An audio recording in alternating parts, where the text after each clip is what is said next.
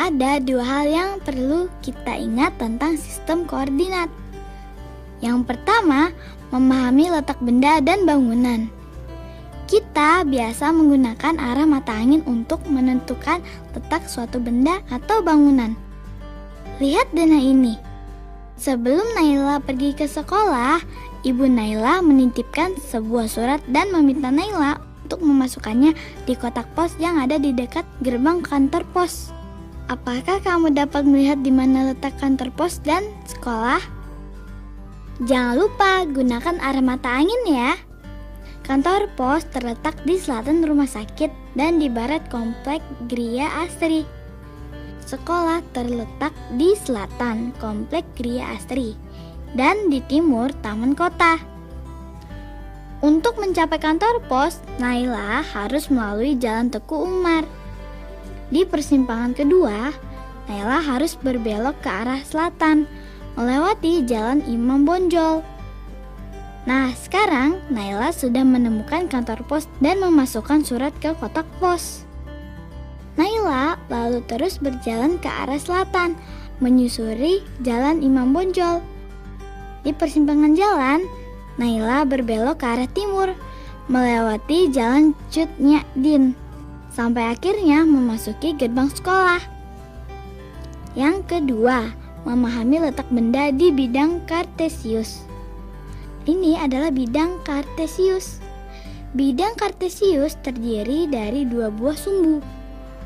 Sumbu yang mendatar adalah sumbu X, sedangkan yang melintang adalah sumbu Y. Sumbu X dan sumbu Y berpotongan di titik 0,0.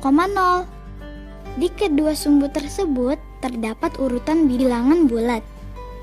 Pada sumbu X, bilangan bulat positif terletak di sebelah kanan titik 0,0. Sedangkan bilangan bulat negatif terletak di sebelah kiri titik 0,0. Pada sumbu Y, bilangan bulat positif terletak di sebelah atas titik 0,0.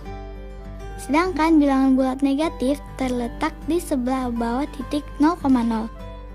Nah, sekarang coba kamu tentukan di mana ya titik 5,6 pada koordinat kartesius.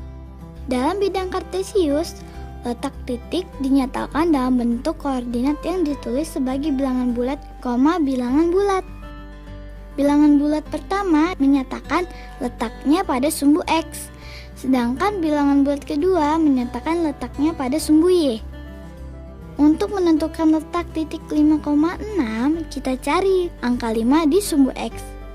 Dari titik 0,0, gerakan jarimu di sepanjang sumbu X sampai di angka 5. Taruh jarimu di sana, kemudian gerakan jarimu ke arah atas sampai sejajar dengan angka 6 pada sumbu Y. Inilah letak titik 5,6. Coba kamu tentukan di mana letak titik-titik berikut. Titik A negatif 4, negatif 2.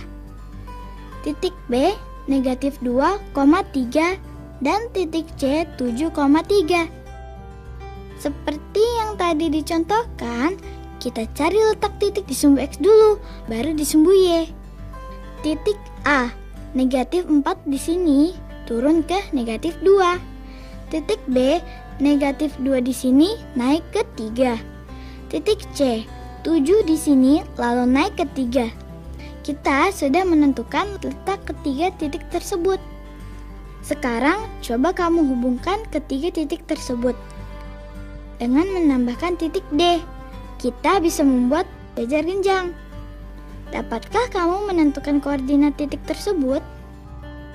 Untuk mengetahui koordinat titik D, letakkan jarimu di titik tersebut. Geser jarimu ke atas sampai menyentuh sumbu X. Kamu akan menemukan angka 5. Sekarang, letakkan kembali jarimu di titik D, lalu geser ke kiri sampai menyentuh sumbu Y. Kamu akan menemukan angka negatif 2. Jadi, koordinat titik D adalah 5, negatif 2. Mudah kan?